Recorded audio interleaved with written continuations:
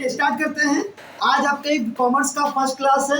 हाँ, क्लास 11 का introduction classes है। मेन आपको जैसे पता ही होगा कॉमर्स के सब्जेक्ट में आपकी क्या क्या सब्जेक्ट्स है। अगर मैं बात करने जाऊँ तो आपका सबसे पहला सब्जेक्ट का नाम, इसका नाम क्या होता है? हिंदी। एंड सेकेंड सब्जेक्ट इसका नाम क्या है? इंग्लिश। हिंदी और इंग्लिश का आपका सब्जेक्ट, इसको हम क्या बोलते हैं? Language group. ठीक है। फिर सेकेंड जो पेपर होता है, टोटल आपके पेपर कितने? 6 पेपर है, 6 सब्जेक्ट्स आपके हैं। उन 6 सब्जेक्ट में हिंदी इंग्लिश पहले 2 मैंडेटरी सब्जेक्ट है और 3 आपका स्ट्रीम सब्जेक्ट। इसका नाम क्या होता है? कॉमर्स। आपका पहला सब्जेक्ट का नाम क्या है? अकाउंट्स। सेकेंड सब्जेक्ट का नाम क्या है? Business study. And third subject का नाम क्या है? इकोनॉमिक्स। एंड फोर्थ जो आपका एडिशनल सब्जेक्ट है, इसका नाम क्या है? बहुत लोग इसको मैथ लेते हैं और बहुत लोग यहाँ कंप्यूटर एप्लीकेशन। Computer application. ये आपके 6 पेपर्स है। इस 6 पेपर में टॉप 5 आपका कंसीडर किया जाता है आपके 12 के मार्कशीट में, जिसको कॉलेज आपका एडमिशन लेता है। टॉप 5, कोई भी एक सब्जेक्ट अगर आपका खराब आए या सबसे कम आए, उस सब्जेक्ट को हटा लिया जाता है इन 4 में से। हिंदी इंग्लिश में से नहीं हटा सकता लोग। हिंदी इंग्लिश मैंडेटरी है, आपको अच्छा मार्क्स लाना, वहां पर आप खराब नहीं ला सकते क्योंकि ये मैंडेटरी है आपका सिलेबस। इन सब में से कोई एक पेपर अगर आपका थोड़ा सा एवरेज निकल जाता है तो ये चल सकता है, अदरवाइज आपको सब बेस्ट ऑफ 4, इधर में से बेस्ट ऑफ 4 में बेस्ट ऑफ 3 यहाँ से उठाना पड़ेगा। नॉर्मल बात करने चाहूँ तो कॉमर्स के स्टूडेंट का ये 3 उड़ जाता है। कंप्यूटर एप्लीकेशन जो लेता है वहाँ इसका मार्क्स मिल जाता है, 30 मार्क्स आपका होता है कि क्या नाम है आपका प्रैक्टिकल और प्रोजेक्ट इसको बोलते हैं, स्कूल लेता है। और 70 मार्क्स का आपका होता है क्या नाम है आपका थ्योरेटिकल पेपर।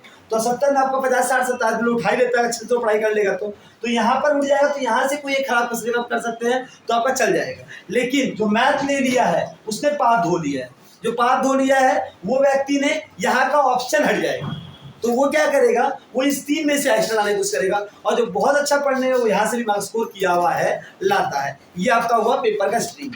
आज जो आपको पढ़ाया जा रहा है उस पेपर का नाम क्या है? अकाउंट्स। आज आपका अकाउंट्स का मतलब कॉमर्स की दुनिया का सबसे इंपॉर्टेंट वर्ड। याद रखिएगा कि कॉमर्स में अगर आपको अकाउंट्स नहीं आता मतलब आपको कुछ भी नहीं आता। कॉमर्स में अगर आपको अकाउंट्स नहीं आता तो मतलब आपको कुछ भी नहीं आता। तो अकाउंट्स आना मैंडेटरी है। नाम क्या है सब्जेक्ट का? अकाउंटेंसी। क्या नाम है? अकाउंटेंसी। तो मैंने देखिए अभी आप लोगों को जीरोक्स दिया है हाथ में, सबके हाथ में जीरोक्स होगा। मैं आपको डिस्क्रिप्शन लिंक में भेज दूंगा जीरोक्स, वहां से पीडीएफ पहले डाउनलोड कर लीजिएगा। वो जीरोक्स हाथ में लेने के बाद हम लोग चालू करेंगे पहला क्लासेस का। देखिएगा, सबसे पहले कोई तुमसे पूछे इस सब्जेक्ट का नाम क्या है सर? इस सब्जेक्ट का नाम है अकाउंटेंसी।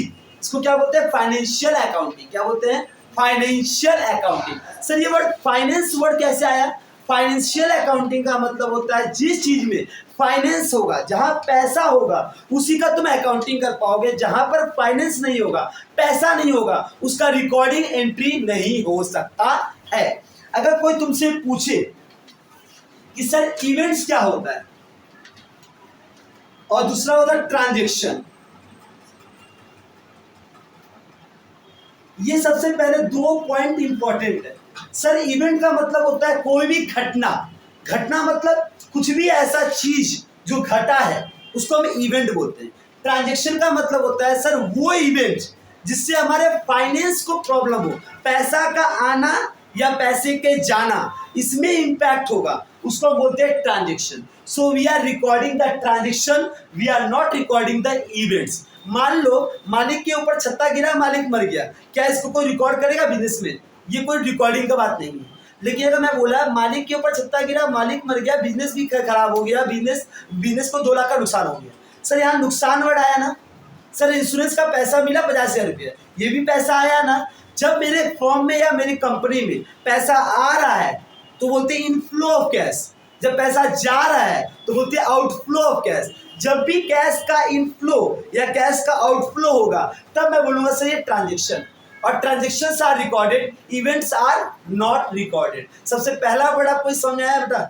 जब भी कोई तुमसे पूछे सर अकाउंट्स क्या कर रहे हो, तुम कॉमर्स पढ़ रहे हो, कॉमर्स में क्या पढ़ रहे हो? सर अकाउंट्स पढ़ रहे हो। अकाउंट्स का मतलब क्या हो गया? तो पूछे तो बोला अकाउंट्स का मतलब हो गया सर मैं फाइनेंशियल ट्रांजैक्शन, कौन सा ट्रांजैक्शन? फाइनेंशियल ट्रांजैक्शन को रिकॉर्ड करता हूं।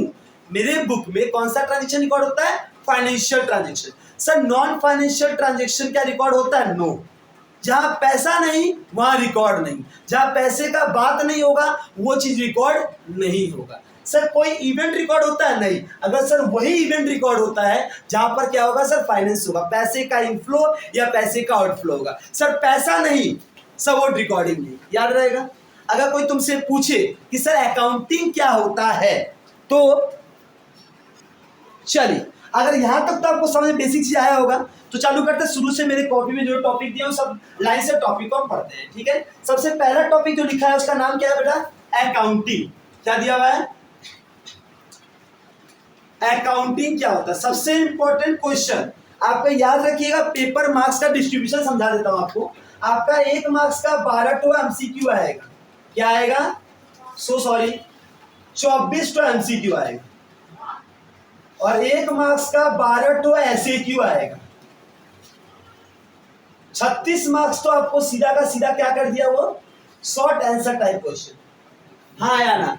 44 मार्क्स का पेपर 80 मार्क्स का ही है, 20 मार्क्स का प्रोजेक्ट है।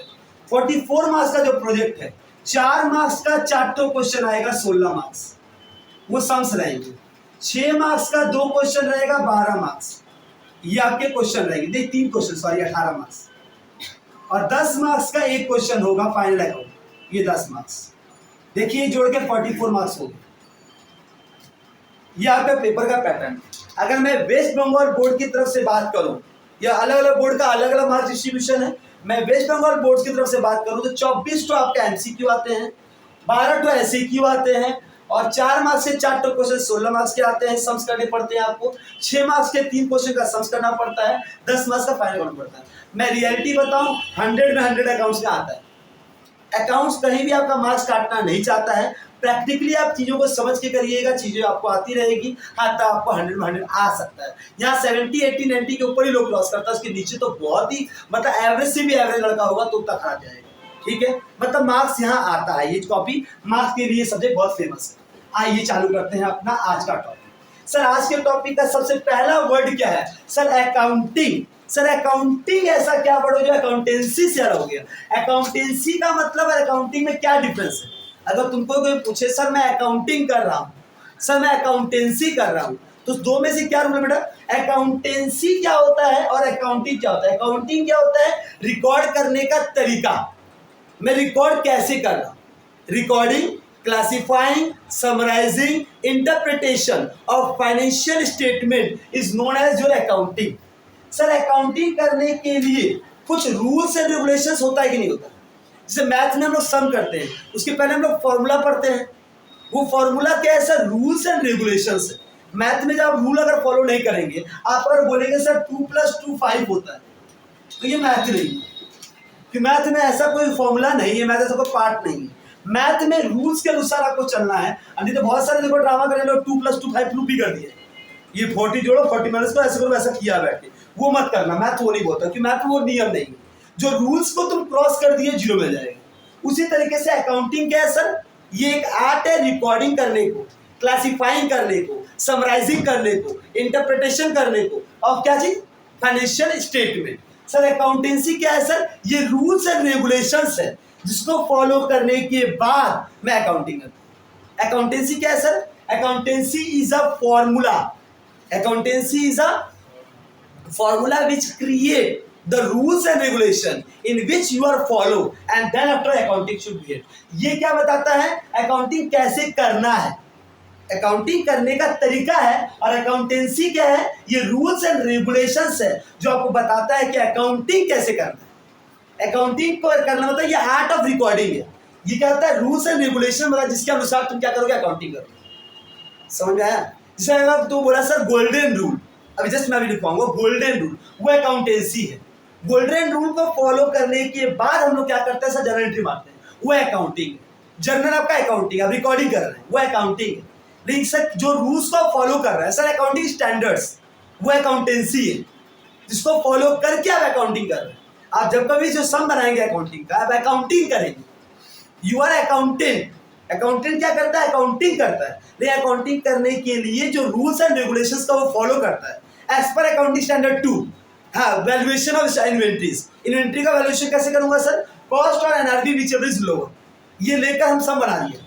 हाँ, लेकिन सर ये लोअर ही लेना है, ये कौन बताता है हमको? Accountancy.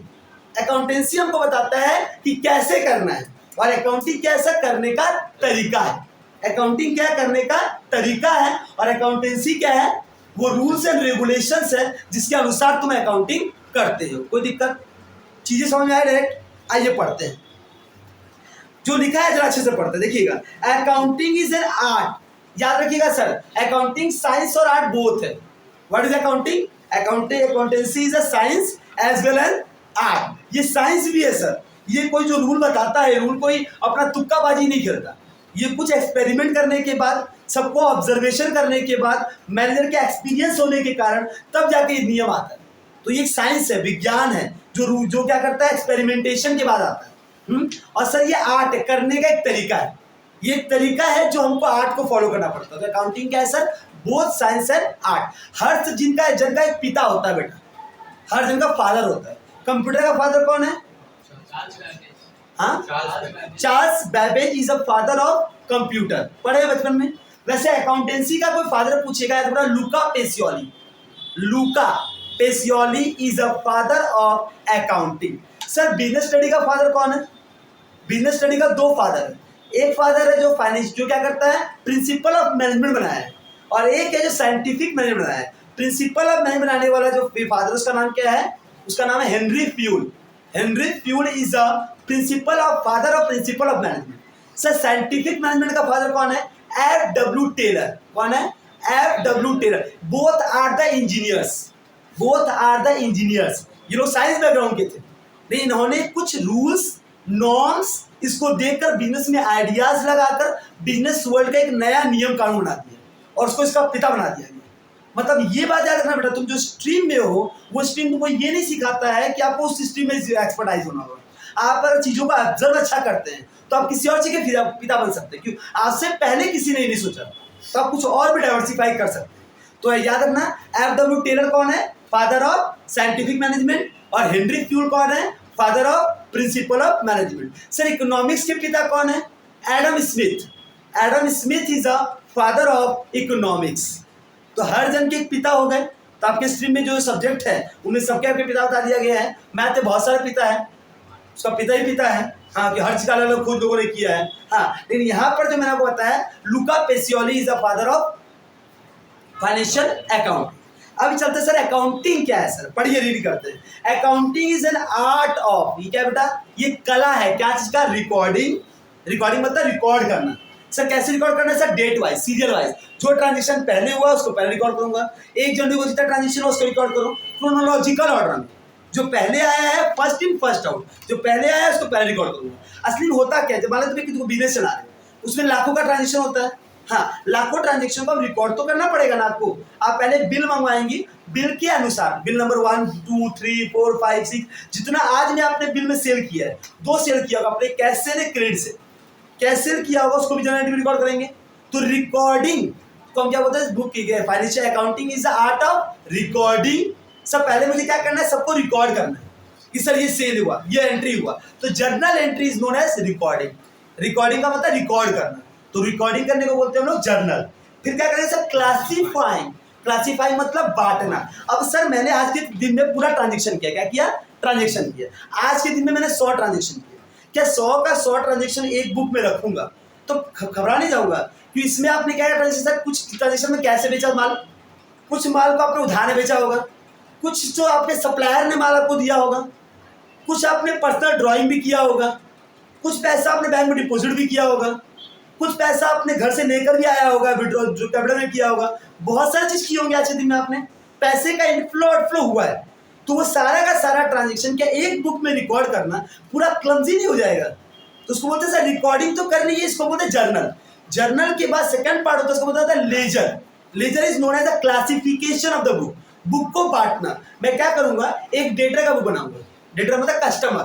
Debtor is known as customer, जिसको मैं माल बेच रहा हूं, जिससे मुझे पैसा मिलेगा। याद रखना 2 वर्ड को, डेटर और क्रेडिटर। बच्चा बहुत फंसता है, बहुत ज्यादा फंसता है। मैंने एक बात में क्लियर करता हूं, आपको एक बार याद रहेगा। सर डेटर मतलब होता है भगवान और क्रेडिटर मतलब होता है शैतान।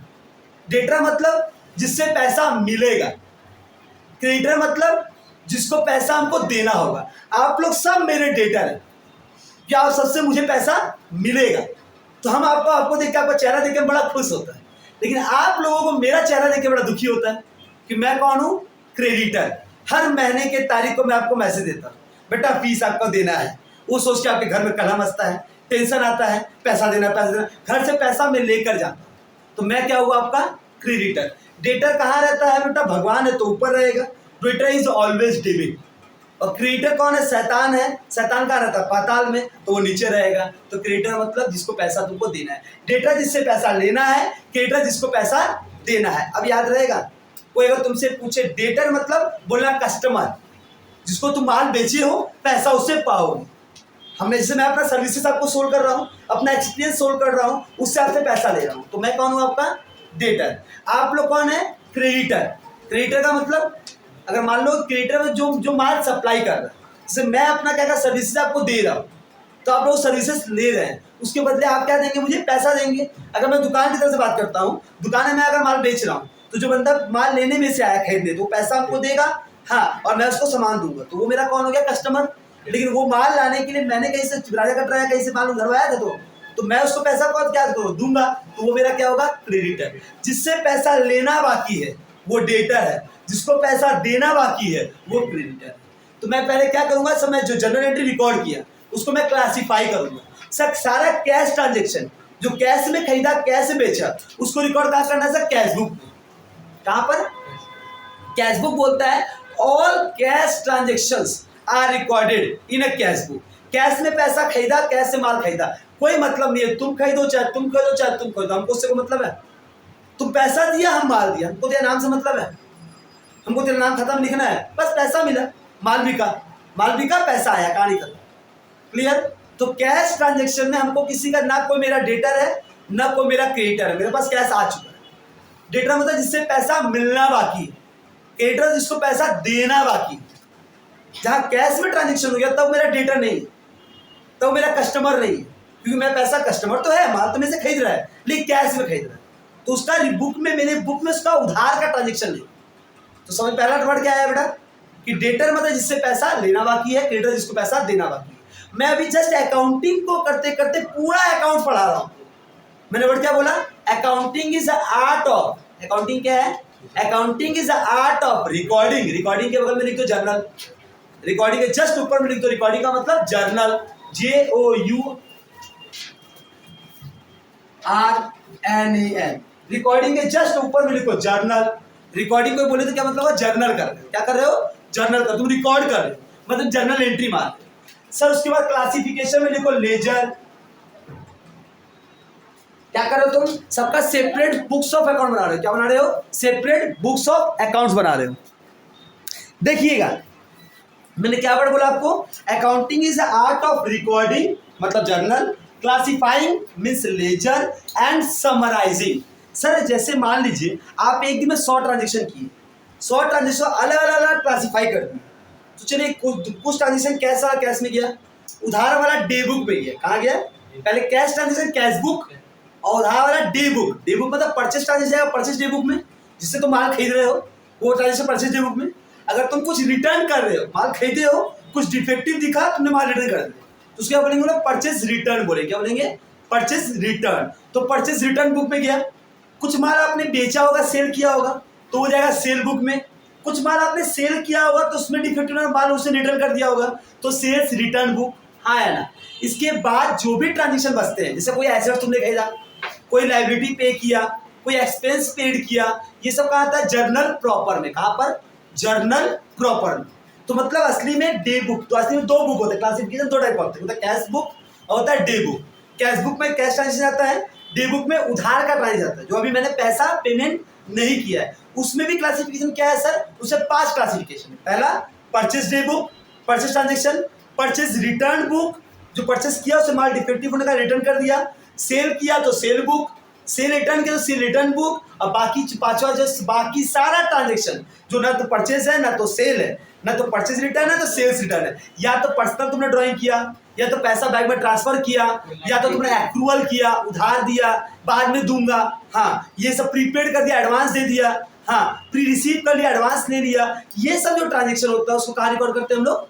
जर्नल प्रॉपर में। सर कोई एसेट्स खरीद लिया, कोई लायबिलिटी पे कर दिया, ये सब जो ट्रांजेक्शन जो परचेज नहीं है, सेल नहीं है, परचेज रिटर्न नहीं है, सेल्स रिटर्न नहीं है और कैश नहीं, इनको छोड़कर बाकी जो भी ट्रांजेक्शन होता है कहाँ जाता है? जर्नल प्रॉपर में। इस तरीके से मैंने क्या किया? क्लासीफाई कर दिया। सर इतना सारा क्लासीफाई कर दिया तो इतना सारा बुक खोल के बैठूंगा मैं, उस सारे बुक में रिकॉर्ड करने के बाद सबका जो फाइनल अमाउंट आएगा उसको मुझे समराइज करना है। क्या करना है? समराइज का मतलब होता है ट्रायल बैलेंस। क्या बोलते हैं?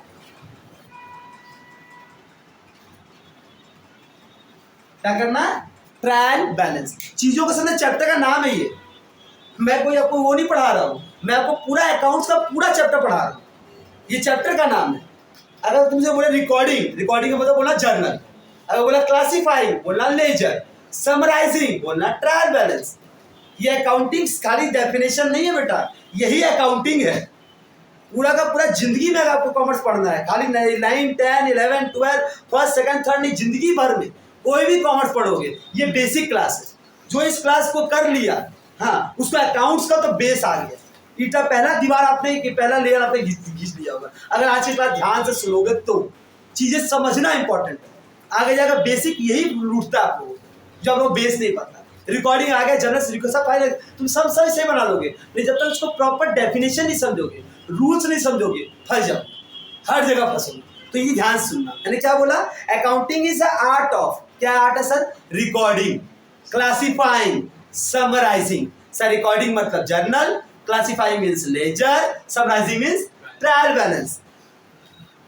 और the monetary transaction, which transaction?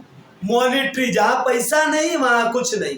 पैसा इंपॉर्टेंट है बेटा। सर कौन से ट्रांजेक्शन रिकॉर्ड करोगे? फाइनेंशियल ट्रांजेक्शन, जहां पैसा वही रिकॉर्ड। सर पैसा नहीं है, जैसे मान लो मैंने बोला कि मैं आपको पढ़ाऊंगा, आप बोल रहे कि मैं आपको दुआ दूंगा, मेरी दुआ से आप दिन दोगुना रात चौगुना तरक्की करिएगा, क्या इसको रिकॉर्ड कर सकता हूं मैं? सर दुआ रिकॉर्ड नहीं होता तो ये फाइनेंशियल अकाउंटिंग नहीं है, तो ये अकाउंट्स नहीं। तो अकाउंट्स में क्या बात होता है? जहां पैसा आया या पैसा गया तो रिकॉर्ड होगा। दुआ दाया रास्ता में देते रहना, सोशल सर्विसेज रास्ता में करना, अकाउंट से रिकॉर्ड नहीं है। अगर मैं दान कर रहा हूँ, डोनेशन दे रहा हूँ, सब मेरे कंपनी से जा रहा है तो रिकॉर्ड होगा। कंपनी में अगर कुछ आ रहा है या कंपनी से कुछ जा रहा है तो रिकॉर्ड होगा। कंपनी में कुछ भी नहीं आ रहा, कंपनी से कुछ भी नहीं जा रहा, कोई भी रिकॉर्डिंग नहीं होगा। कोई दिक्कत है? तो मैंने क्या बोला? Sir accounting is the art of recording, classifying, summarising of monetary transactions, is an efficient manner and interpreting the result. Efficient manner का मतलब क्या होता है?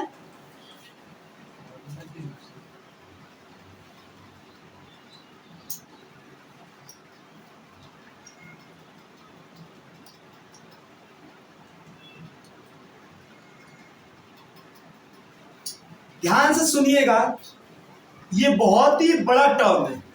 ये दो वर्ड को समझना बहुत इंपॉर्टेंट है, बहुत इंपॉर्टेंट। कॉमर्स की दुनिया में आने के बाद हम ये केवल आपको अकाउंट सब्जेक्ट नहीं पढ़ा रहा, हम इस दो वर्ड को पढ़ा रहे। ये दो वर्ड आपको जिंदगी में कभी भी कोई इंटरव्यू होगा पक्का पूछा जाता है। ये दो वर्ड आपके सिलेबस में भी है, हाँ, जो आपसे पूछा जाएगा। सर इफिशिएंट और इफेक्टिव का क्या मतलब होता है, कोई बता पाएगा हमको? What is effective and what is efficient? Sir I am effective and I am efficient. Effective का मतलब होता है प्रभावशाली। वो नहीं होता मतलब ऐसे क्या दिखाऊंगा कि मैं इफेक्टिव हूं, ऐसा मेरे में तुम क्या देखोगे कि सर आप इफेक्टिव लग रहे हैं, आप इफिशिएंट है। ये दो अलग टर्म है। क्या चीज को देख के तुम इफेक्टिव बोलोगे और क्या चीज को देख के तुम इफिशिएंट बोलोगे, यह कॉमर्स का एक टर्म यूज करना। सर इफेक्टिव के लिए याद रखना, टाइम इज वेरी इंपॉर्टेंट।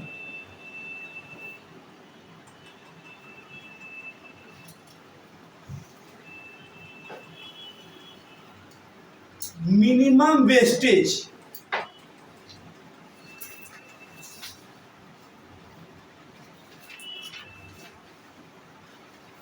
दो वर्ड लिख लो बेटा। इफेक्टिव का मतलब होता है sir time is very important, मतलब अगर आपने कोई भी काम समय के अंदर कर लिया, मैंने आपको 3 घंटे का पेपर आपको एग्जाम में दिया गया था, अगर आप 3 घंटे के अंदर पेपर कंप्लीट कर रहे हैं तो always you are say that you are effective. जो बंदा आके बोलता है ना पेपर छूट गया, हम समझता है वो इफेक्टिव नहीं है, कि बंदे में इफेक्टिवनेस नहीं है, वो प्रॉपर समय के अंदर काम नहीं कर पा रहा है।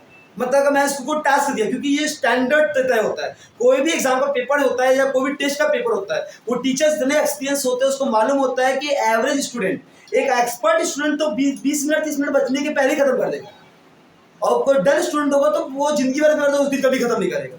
एक एवरेज पकड़ूंगा तो उसके लिए 3-3.5 घंटा काफी है। तो लोग ऐसे थे 3 घंटा देता है आपको समय एग्जाम के लिए, तो जो समय के अंदर काम पूरा कर दे रहा है, 3 घंटा 15 मिनट के अंदर पेपर सबमिट कर दे रहा है, हाँ वो लड़का क्या है, इफेक्टिव है। मतलब समय के अंदर काम को पूरा करने को हम केवल ये देखेगा, तुम टाइम स्टार्ट नाउ और टाइम खत्म होने के से पहले पहले आपका काम कंप्लीट हो जाए, और जितना जल्दी हो जाए, आप 2 घंटा में पूरा कंप्लीट कर दिए, पूरा 100 मार्क्स लिख दिए, you are more effective than other paper. जो सबसे पहले कंप्लीट किया उसको बोलेगा they are more effective than. अभी हम कॉपी चेक नहीं किया है ये सही किया कि गलत किया, बंदा कर दिया, काम समय के अंदर कर दिया, ये इंपॉर्टेंट बोला जाएगा सर इफेक्टिव है। सर इफिशियंट का मतलब मिनिमम वेस्टेज ऑफ रिसोर्सेज, मतलब काम हड़बड़ा के करने के चक्कर में आटा फेंक दिया, चीज़ें फेंक दिया, वेस्टेज किया, हम